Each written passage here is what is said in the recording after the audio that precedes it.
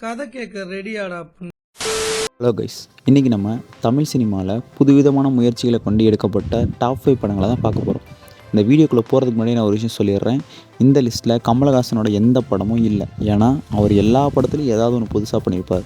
அதனால் நான் இதுக்குன்னு ஒரு தனியாக ஒரு வீடியோ போடுறேன், அதில் நம்ம பார்ப்போம். இப்போ நம்ம வீடியோக்குள்ளே போகலாம். இந்த லிஸ்ட்டில் 5வது இடத்தை பிடிக்கிறது சிவகார்த்திகேயன் அவர்களது நடிப்பில் வெளியான மாவீரன் திரைப்படம். இந்த படத்தில் நம்ம ஹீரோவுக்கு மட்டும் ஒரு வாய்ஸ் கேட்குது. அந்த வாய்ஸ் சொல்கிற மாதிரி தான் எல்லாமே நடக்குது அப்படிங்கிற மாதிரியான கதைக்களத்தில் இந்த படம் நகரும். இந்த படத்தில் நிறைய காமிக்கல் எலமெண்ட்ஸ்லாம் இருக்கும். இந்த படம் தமிழ் சினிமாவிலேயே ஒரு புதுவிதமான முயற்சின்னு சொல்லலாம்.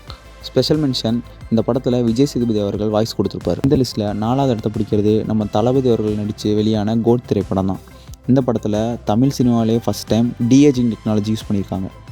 இந்த படத்தோட ட்ரெய்லர் ரிலீஸ் ஆனப்போ டிஏஜிங் டெக்னாலஜி சரியாக யூஸ் பண்ணல, அந்த கேரக்டர் சரியில்லை அப்படின்னு சொல்லி பல சர்ச்சைகள் இருந்தாலும் படம் ரிலீஸ் ஆகும்போது படக்குழு அதை சரி பண்ணிட்டாங்க. இந்த லிஸ்ட்டில் 3வது இடத்தை பிடிக்கிறது சூப்பர் ஸ்டார் ரஜினிகாந்த் அவர்களோட நடிப்பில் வெளியான கோச்சடையான் திரைப்படம் தான். தமிழ் சினிமாவிலேயே முதன்முறையாக ஒரு முழுநீள படத்தை அனிமேஷன் டெக்னாலஜி யூஸ் பண்ணி எடுத்திருப்பாங்க. இந்த படம் பர்சனலாக எனக்கு ஃபேவரெட். பட் ஆனால் இந்த படம் சரியாக போகலை அப்படின்னு சொல்லிட்டாங்க. இந்த லிஸ்ட்டில் 2வது இடத்தை பிடிக்கிறது தமிழ் திரையுலகத்தில் உள்ள பெரிய நட்சத்திர பட்டாளங்கள் எல்லாத்தையும் ஒன்றா சேர்த்து வச்சு எடுக்கப்பட்ட சுயம்வரம்ங்கிற படம் தான். இந்த படம் ஃபுல்லாக ஃபன் ஃப்ளெஜ்டாக இருக்கும். இந்த படத்தை ஒரே நாளில் எடுத்து முடிச்சிருக்காங்க. பார்க்காதவங்க போய் செக் பண்ணி பாருங்கள். இந்த லிஸ்ட்டில் முதல் இடத்துல 2 படங்கள் இருக்குது. ரெண்டுமே நடிகர் பார்த்திபன் அவர்களோட நடிப்பில் வெளியான படங்கள் தான். ஒன்று இரவி நிழல். இந்த படம் முழுக்க சிங்கிள் ஷாட்டில் எடுத்திருக்காங்க. எந்த ஷாட்டுமே கட் பண்ணல.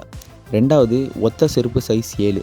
இந்த 2 படங்களுமே புதுவிதமான முயற்சின்னு சொல்கிறத விட அசாத்தியமான ஒரு காரியத்தை இந்த 2 படங்கள் மூலிமா சாத்தியமாக்கியிருக்காங்கன்னு தான் சொல்லணும். லிஸ்ட்டில் நான் ஏதாவது படத்தை மிஸ் பண்ணியிருந்தா உங்களுக்கு தெரிஞ்சால் கமெண்ட் பண்ணுங்கள். இதில் எங்களோட கண்ணோட்டத்தை மட்டும்தான் சொல்லியிருக்கோம்.